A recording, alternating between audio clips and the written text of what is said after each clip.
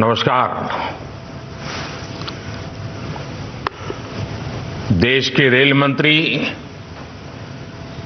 श्री अश्विनी वैष्णव जी कार्यक्रम में देश के कोने कोने से जुड़े केंद्रीय मंत्रिमंडल के अन्य सदस्य, विभिन्न राज्यों के गवर्नर, मुख्यमंत्रीगण, राज्य मंत्रिमंडल के मंत्रीश्री, सांसदगण, विधायकगण, अन्य सभी महानुभाव और मेरे प्यारे भाइयों और बहनों, विकसित होने के लक्ष्य की तरफ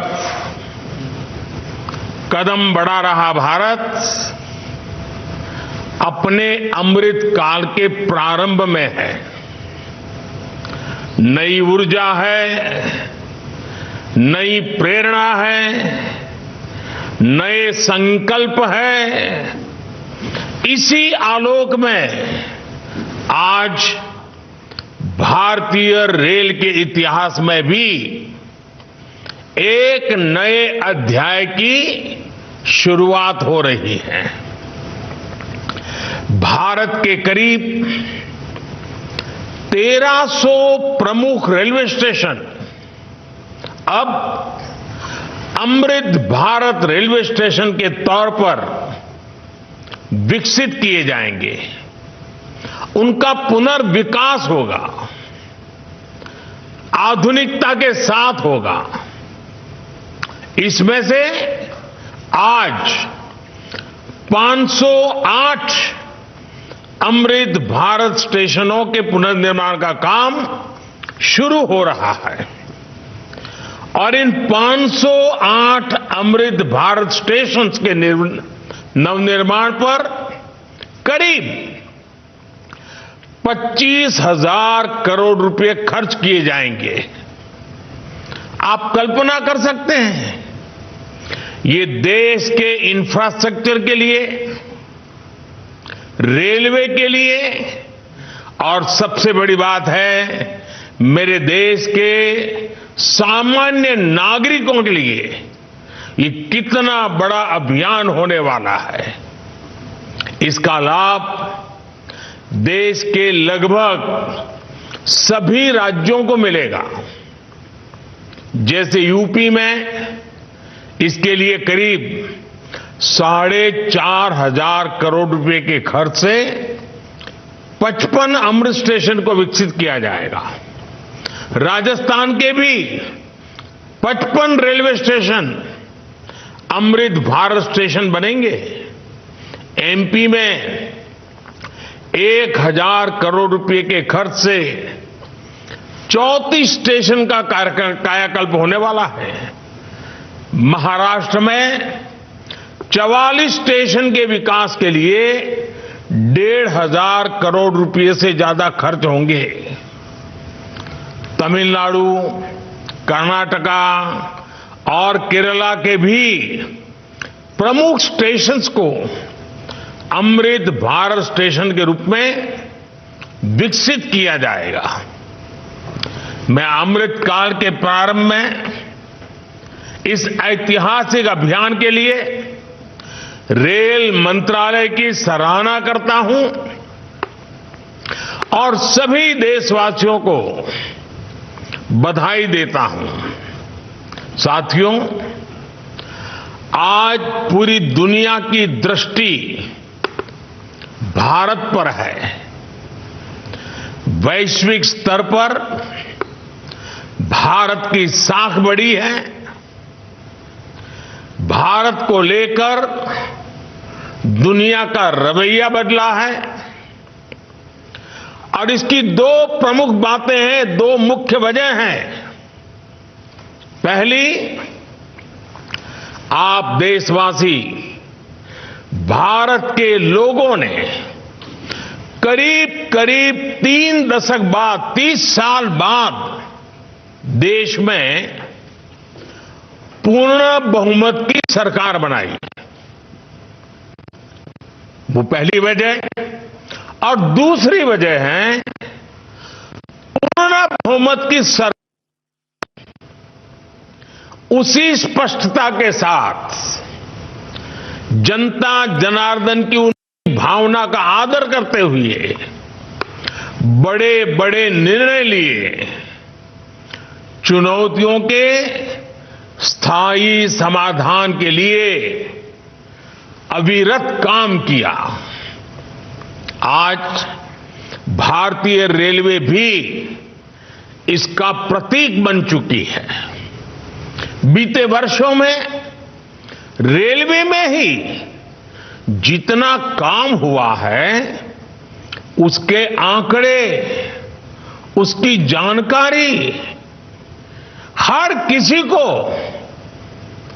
प्रसन्न भी करती है, हैरान भी कर देती है।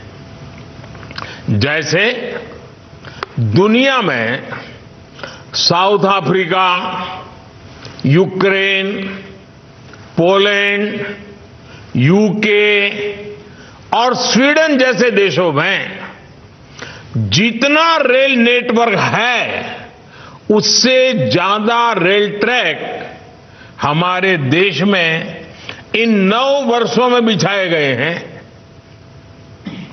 आप कल्पना करिए स्केल।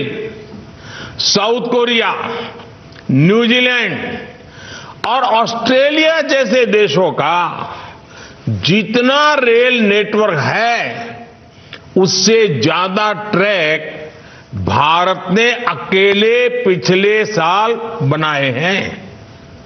एक साल में भारत में आज आधुनिक ट्रेनों की संख्या भी तेजी से बढ़ रही है। आज देश का लक्ष्य है कि रेलवे की यात्रा हर यात्री के लिए, हर नागरिक के लिए सुलभ भी हो और सुखद भी हो। अब ट्रेन से लेकर स्टेशन तक आपको एक बेहतर, एक उम्दा से उम्दा एक्सपीरियंस देने का प्रयास है। प्लेटफॉर्म्स पर बैठने के लिए बेहतर सीटें लग रही हैं, अच्छे वेटिंग रूम बनाए जा रहे हैं। आज देश के हजारों रेलवे स्टेशनों पर मुफ्त वाईफाई की सुविधा है। हमने देखा है इस मुफ्त इंटरनेट का कितने ही युवाओं ने लाभ उठाया है। पढ़ाई करके वो अब बहुत कुछ अपने जीवन में सिद्धियां प्राप्त कर चुके हैं। साथियों, ये इतनी बड़ी सिद्धियां हैं, जिस प्रकार से रेलवे में काम हुआ है, किसी भी पीएम का मन कर जाएगा कि इनका जिक्र 15 अगस्त को लाल किले से करें। और जब 15 अगस्त सामने है तो मन बहुत ही लालायित होता है कि उसी दिन इसकी चर्चा करूं। लेकिन आज ये इतना विराट आयोजन हो रहा है, देश के कोने कोने से लोग जुड़े हैं, इसलिए मैं अभी ही इस बात पर इतने विस्तार से चर्चा कर रहा हूं। साथियों, रेलवे को हमारे देश की लाइफलाइन कहा जाता है, लेकिन इसके साथ ही हमारे शहरों की पहचान भी शहर के रेलवे स्टेशन से जुड़ी होती है। समय के साथ ये रेलवे स्टेशन अब हार्ट ऑफ द सिटी बन गए हैं। शहर की सारी प्रमुख गतिविधियां रेलवे स्टेशनों के आसपास ही होती हैं। इसलिए आज बहुत आवश्यक है कि हमारे रेलवे स्टेशनों को नए आधुनिक स्वरूप में ढाला जाए। रेलवे की जगह ऑप्टिमम यूटिलाइजेशन किया जाए। साथियों, जब देश में इतने सारे नए आधुनिक स्टेशन बनेंगे तो उससे विकास को लेकर एक नया माहौल भी बनेगा। देसी विदेशी कोई भी पर्यटक जब ट्रेन से इन आधुनिक स्टेशनों पर पहुंचेगा तो राज्य की, आपके शहर की पहली तस्वीर उसे जरूर प्रभावित करेगी, वो यादगार बन जाती है। आधुनिक सेवाओं के कारण पर्यटन को बढ़ावा मिलेगा, स्टेशन के आसपास अच्छी व्यवस्थाएं होने से आर्थिक गतिविधियों को भी बढ़ावा मिलेगा। सरकार ने स्टेशनों को शहर और राज्यों की पहचान से जोड़ने के लिए वन स्टेशन वन प्रोडक्ट योजना भी शुरू की है। इससे पूरे इलाके के लोगों को, कामगारों और कारीगरों को फायदा होगा, साथ ही जिले की ब्रांडिंग भी होगी। साथियों, आजादी के अमृत काल में देश ने अपनी विरासत पर गर्व का भी संकल्प लिया है। ये अमृत रेलवे स्टेशन उसके भी प्रतीक बनेंगे, हमें गर्व से भर देंगे। इन स्टेशंस में देश की संस्कृति और स्थानीय विरासत की झलक दिखेगी। जैसे जयपुर रेलवे स्टेशन में हवा महल, आमेर फोर्ट जैसी राजस्थान की धरोहरों की झलक होगी। जम्मू कश्मीर का जम्मू तवी रेलवे स्टेशन प्रसिद्ध रघुनाथ मंदिर से प्रेरित होगा। नागालैंड के दिमापुर स्टेशन पर वहां की 16 जनजातियों की लोकल वास्तुकला दिखाई देगी। हर अमृत स्टेशन शहर की आधुनिक आकांक्षाओं और प्राचीन विरासत का प्रतीक बनेगा। देश के विभिन्न ऐतिहासिक स्थलों और तीर्थ स्थानों को जोड़ने के लिए इन दिनों देश में एक भारत गौरव यात्रा ट्रेन, भारत गौरव टूरिस्ट ट्रेन भी चल रही है। शायद आपके ध्यान में आया होगा, उसको भी मजबूती दी जा रही है। साथियों, किसी भी व्यवस्था को ट्रांसफॉर्म करने के लिए जरूरी होता है कि हम उसके पोटेंशियल को पहचानें। भारतीय रेल में तो ग्रोथ को रफ्तार देने का अपार पोटेंशियल है। इसी सोच के साथ बीते 9 वर्षों में हमने रेलवे में रिकॉर्ड इन्वेस्टमेंट किया है। इस साल के रेलवे को 2.5 लाख करोड़ रुपए से ज्यादा का बजट दिया गया है। ये बजट 2014 की तुलना में 5 गुना ज्यादा है। आज एक होलिस्टिक सोच के साथ रेलवे के समग्र विकास के लिए काम हो रहा है। इन 9 वर्षों में लोकोमोटिव्स उत्पादन में भी 9 गुना की वृद्धि हुई है।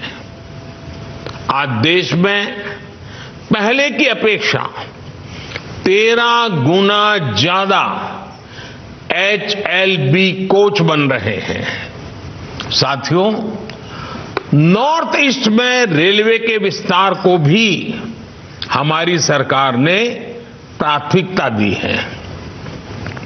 रेलवे लाइनों का दोहरीकरण हो, गेज परिवर्तन हो, इलेक्ट्रिफिकेशन हो, नए रूट्स का निर्माण हो, इस पर तेजी से काम किया जा रहा है। जल्द ही पूर्वोत्तर के सभी राज्यों की राजधानियां रेलवे नेटवर्क से जुड़ जाएगी। नागालैंड में 100 साल बाद दूसरा रेलवे स्टेशन बना है। नॉर्थ ईस्ट में नई रेल लाइनों की कमीशनिंग भी पहले के मुकाबले 3 गुना ज्यादा हो रही है। साथियों, पिछले 9 वर्षों में 2200 किलोमीटर डेडिकेटेड फ्रेट कॉरिडोर भी बनाए गए हैं। इसकी वजह से माल गाड़ियों के ट्रेवल टाइम में काफी कमी आई है। दिल्ली एनसीआर से वेस्टर्न पोर्ट तक, चाहे गुजरात के समुद्री तट हो या महाराष्ट्र का समुद्री तट हो, पहले से जो सामान ट्रेन से पहुंचाने में एवरेज औसतन 72 घंटे लगते थे, आज वही लगेज, वही सामान, वही गुड्स 24 घंटे में पहुंच जाता है। ऐसे ही दूसरे रूट्स पर भी टाइम में 40% की कमी आई है। ट्रैवल टाइम में कमी आने का मतलब है कि मालगाड़ियों की गति बढ़ी है और सामान भी अब ज्यादा तेजी से पहुंच रहा है। इसका बड़ा लाभ हमारे उद्यमियों, कारोबारियों और खास करके हमारे किसान भाई बहनों को हो रहा है। हमारी फल सब्जियां अब ज्यादा तेजी से देश के एक कोने से दूसरे कोने तक जा रही है। जब देश में इस तरह का ट्रांसपोर्टेशन तेज होगा तो उतनी ही तेजी से भारत के जो उत्पाद है, हमारे छोटे मोटे कारीगर, हमारे लघु उद्योग जो कुछ भी उत्पादन करते हैं, वो सामान विश्व बाजार में भी तेजी से पहुंचेगा। साथियों, आप सभी ने देखा है कि पहले रेलवे ओवरब्रिज का कम होने के कारण कितनी दिक्कतें आती थी। 2014 से पहले देश में 6000 से भी कम रेलवे ओवरब्रिज और अंडरब्रिज थे। आज ओवरब्रिज और अंडरब्रिज की ये संख्या 10,000 से ज्यादा हो गई है। देश में बड़ी लाइन पर मानव रहित क्रॉसिंग की संख्या भी 0 हो चुकी है। रेलवे और रेलवे प्लेटफॉर्म पर यात्री सुविधाओं के निर्माण में आज बुजुर्गों की, दिव्यांगजनों की जरूरतों का विशेष ध्यान रखा जा रहा है। साथियों, हमारा जोर भारतीय रेलवे को आधुनिक बनाने के साथ ही पर्यावरण फ्रेंडली बनाने पर भी है। बहुत जल्द भारत के 100% रेल ट्रैक्स इलेक्ट्रिफाइड होने जा रहे हैं। यानी कुछ ही वर्षों में भारत की सारी ट्रेनें सिर्फ बिजली से चला करेगी। इससे पर्यावरण की कितनी बड़ी मदद होगी, आप अंदाजा लगा सकते हैं। 9 वर्षों में सोलर पैनल से बिजली बनाने वाले रेलवे स्टेशनों की संख्या भी 1200 से ज्यादा हो गई है। लक्ष्य यही है कि आने वाले समय में सभी स्टेशन ग्रीन एनर्जी बनाएं।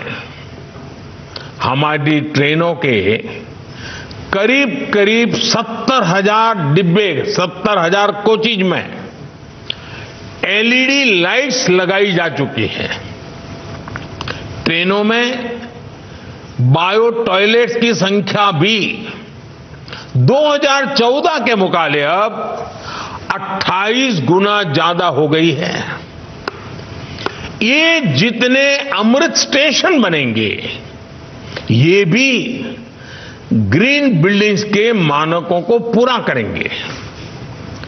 2030 तक भारत एक ऐसा देश होगा जिसकी रेलवे नेट जीरो एमिशन पर चलेगी।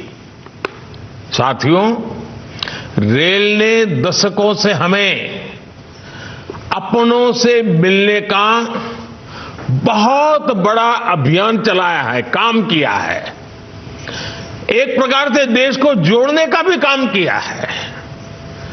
अब ये हमारी जिम्मेदारी है कि हम रेल को एक बेहतर पहचान और आधुनिक भविष्य से जोड़ें और रेल की रक्षा, व्यवस्थाओं की रक्षा, सुविधाओं की रक्षा, स्वच्छता की रक्षा, एक नागरिक के नाते उस कर्तव्य को हमें निभाना। अमृतकाल कर्तव्य काल भी है। लेकिन साथियों, कुछ बातें जब हम देखते हैं तो मन को पीड़ा भी होती है। दुर्भाग्य से हमारे देश में विपक्ष का एक धड़ा आज भी पुराने ढर्रे पर चल रहा है। वो आज भी खुद तो कुछ करेंगे नहीं और किसी को करने भी न देंगे, न काम करेंगे न करने देंगे। ये रवैये पर अड़े हुए हैं। देश ने आज की और भविष्य की जरूरतों की चिंता करते हुए संसद की आधुनिक इमारत बनवाई। संसद देश के लोकतंत्र की प्रतीक होती है। उसमें पक्ष विपक्ष सबका प्रतिनिधित्व होता है। लेकिन विपक्ष के इस धड़े ने संसद की नई इमारत का भी विरोध किया। हमने कर्तव्य पथ का विकास किया तो उसका भी विरोध किया गया। इन लोगों ने 70 साल तक देश के वीर शहीदों के लिए वॉर मेमोरियल तक नहीं बनाया। जब हमने नेशनल वॉर मेमोरियल बनाया, उसका निर्माण किया, तो इसकी भी सरेआम आलोचना करते उनको शर्म नहीं आई। सरदार वल्लभ भाई पटेल का स्टैच्यू ऑफ यूनिटी आज दुनिया की सबसे बड़ी मूर्ति है। हर हिंदुस्तानी को गर्व होता है। और कुछ राजनीतिक दल चुनाव के समय तो सरदार साहब को याद कर लेते हैं, लेकिन आज तक इनका एक भी बड़ा नेता स्टैच्यू ऑफ यूनिटी में जाकर के सरदार साहब की इस भव्य प्रतिमा के न दर्शन किए न उन्हें नमन किया है। लेकिन साथियों, हमने देश के विकास को इस सकारात्मक राजनीति से आगे बढ़ाने का फैसला किया है और इसलिए नकारात्मक राजनीति से ऊपर उठकर सकारात्मक राजनीति के मार्ग पर एक मिशन के रूप में हम चल रहे हैं। किस राज्य में किसकी सरकार है, कहां किसका वोट बैंक है, इस सब से ऊपर उठकर हम पूरे देश में विकास को सर्वोच्च प्राथमिकता दे रहे हैं। सबका साथ सबका विकास, ये धरती पर चरितार्थ करने के लिए जी जान से जुटे हैं। साथियों, पिछले वर्षों में रेलवे युवाओं को जॉब देने का भी बहुत बड़ा जरिया बनी है। करीब 1.5 लाख से ज्यादा युवाओं को अकेले रेलवे में पक्की नौकरी मिली है। इसी तरह इंफ्रास्ट्रक्चर पर लाखों करोड़ के निवेश से लाखों युवाओं को रोजगार मिल रहा है। इस समय केंद्र सरकार 10 लाख युवाओं को नौकरी देने का अभियान भी चला रही है। रोजगार मेलों में लगातार युवाओं को नियुक्ति पत्र मिल रहे हैं। ये बदलते भारत की वो तस्वीर है जिसमें विकास युवाओं को नए अवसर दे रहा है और युवा विकास को नए पंख लगा रहे हैं।